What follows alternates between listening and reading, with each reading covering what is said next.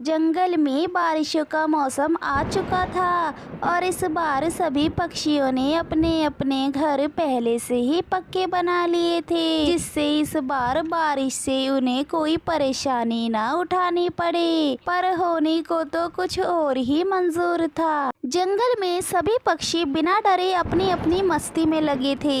उसी जंगल में टूनी नाम की चिड़िया भी रहती थी, जो बाजार में बांस को बेचकर अपना गुजारा करती थी। कालू जी, इस बार तो हम दोनों ने कमाल ही कर दिया। ये पक्का घर तैयार करके तो अब हम फ्री ही हो गए। अब ना कोई बारिश का खतरा और इस बार तो हम बारिश के सही मजे ले पाएंगे। हाँ हाँ गौरी, मैं भी बहुत खुश हूँ। अब हमें डरने की कोई जरूरत नहीं है। हम दोनों खुशी खुशी इस बारिश का आनंद लेंगे। मम्मा मम्मा, मेरा बारिश में खेलने का बहुत मन हो रहा है। नहीं नहीं बेटा, बारिश में भीग जाओगे तो तुम बीमार पड़ जाओगे और ऐसी बारिश में बाहर जाना ठीक नहीं है। मम्मा, मुझे अपने दोस्तों के साथ खेलना है। बेटा अभी नहीं, इस बारिश को रुक जाने दो, फिर तुम अपने दोस्तों के साथ खूब खेलना। सभी पंछी अपने अपने घोंसलों में मजे में थे। किसी को इस बात की खबर तक नहीं थी कि जंगल में बारिश का पानी भरना शुरू हो चुका था। कालू गौरी के घोंसले से पानी की बूंदें टपकने लगती है और ये सब देखकर दोनों परेशान हो जाते हैं। गौरी, ये क्या, हमारे घोंसले में पानी कैसे आ सकता है? हमने तो बड़ी मेहनत से इस घोंसले को बनाया था। कालू जी, वो सब तो मुझे नहीं पता। लगता है ये बारिश भयंकर तूफान में बदलने वाली है। मुझे तो अब डर लग रहा है। पहले साल जो बाढ़ आई थी उसने सभी पंछियों के घर डूब गए थे। हाँ हाँ गौरी, वो भयंकर वक्त मुझे भी याद है। घबराओ नहीं, इस बार ऐसा कुछ भी नहीं होगा।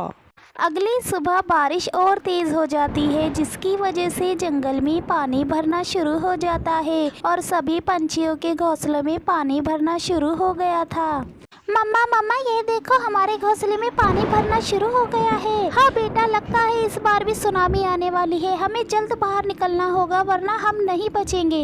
मीठी तोती अपने बेटे चीकू को लेकर बाहर आ जाती है और देखते ही देखते उनका घोंसला पानी में बह जाता है।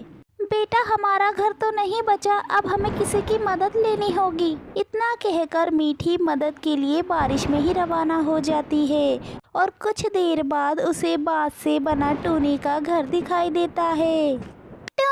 टूनी बहन, दरवाजा खोलो, हमारा घर पानी में डूब गया, हमारी मदद करो, हम बहुत मुसीबत में हैं टूनी बहन। टूनी से उन दोनों का दुख देखा नहीं जाता और वो उन दोनों को अपने घर के अंदर बुला लेती है। वहीं दूसरी तरफ कालू गौरी का घर जोर जोर से हिलने लगता है। कालू जी, हमें बाहर जाना होगा वरना हम इस घर के नीचे दबकर ही मर जाएंगे।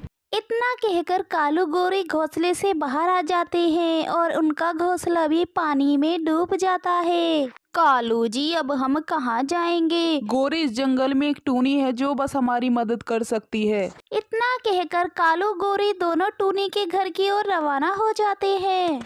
टूनी बहन, दरवाजा खोलो, हमारा घर बारिश में डूब गया है। बहन, हमें तुम्हारी मदद की बहुत जरूरत है।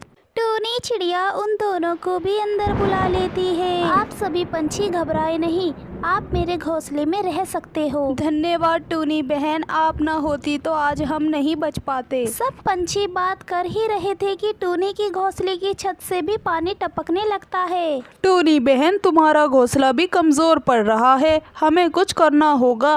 हम क्या करेंगे कालू भैया? टूनी के घोंसले में बहुत सारे बांस रखे हुए थे। कालू की नजर उन सब पर पड़ जाती है। टूनी बहन, तुम्हारे पास जो ये बांस रखे हैं, हमें इससे एक नाव तैयार करेंगे, क्योंकि अगर ये घोंसला भी नहीं रहा तो बाहर पानी का बहाव बहुत तेज है, तो ये बांस की नाव हमारी जान बचा लेगी। कालू जी, आप तो बहुत समझदार हो। इतना अच्छा विचार सुनकर तो जान में जान आ गई। ठीक है कालू भैया, लेकिन हमें ये जल्दी करना होगा।